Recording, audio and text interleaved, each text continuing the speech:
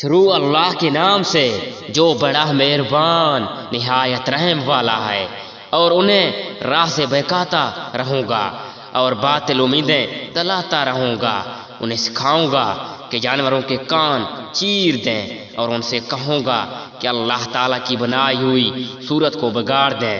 سنو، جو شخص اللہ کو چھوڑ کر شیطان کو اپنا رفیق بنائے گا وہ ذری نقصان میں ڈوبے گا۔ وہ ان سے زبانی وعدے کرتا رہے گا اور سبز باغ دکھاتا رہے گا۔ شیطان کے جو وعدے ان سے ہیں وہ سراسر فریب کاریاں ہیں۔ یہ وہ لوگ ہیں جن کی جگہ جہنم ہے، جہاں سے انہیں چھٹکارا نہ ملے گا۔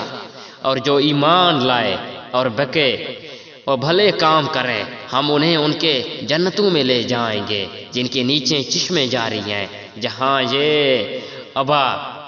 ابدا الاباد رہیں گے۔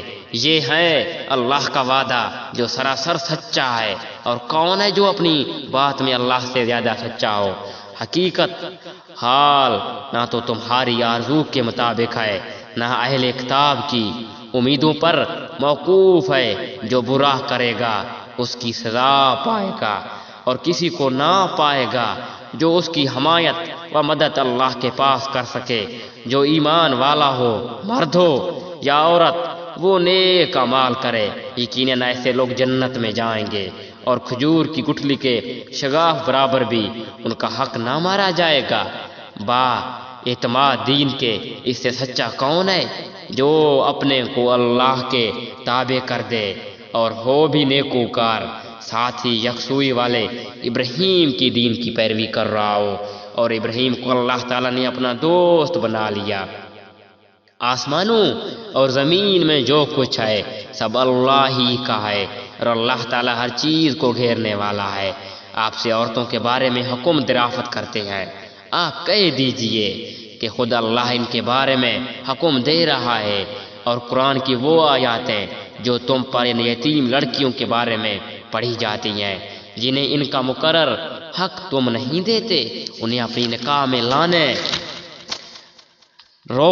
رغبت رکھتے ہو، اور کمزور بچوں کے بارے میں، اور اس کے بارے میں کہ یتیموں کی کارگزاری انصاف کے ساتھ کرو۔